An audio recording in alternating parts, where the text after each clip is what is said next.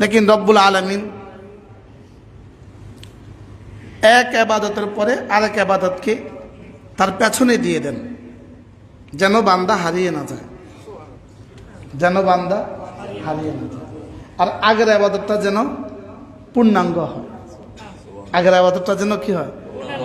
এই জন্যই নামাজের পরে আবার তাসবিহাত, নামাজের পরে আবার নামাজ, একটু পরে তো আবার নামাজ, একটু পরে তো আবার নামাজ। কি হয়? রমাদানের রোজাকে পূর্ণাঙ্গ করার জন্য রব্বে কারীম শাওয়ালে আবার 6টা রোজা দিয়ে দিয়েছে, যে রমজানের কমি খামিগুলো যেন পুরা হয়। এজন্য আল্লাহ তাআলা রমজানের পরে শাওয়ালে আবার কত রোজা দিয়েছেন? 6 রোজা দিয়েছেন। লেকিন রব্বে কারীম তো এটাও জানতেন রমাদানের পরে বিয়ে শাদীর ঝামেলা থাকে, দাওয়াতের ঝামেলা থাকে, এই জন্য এই 6টাকে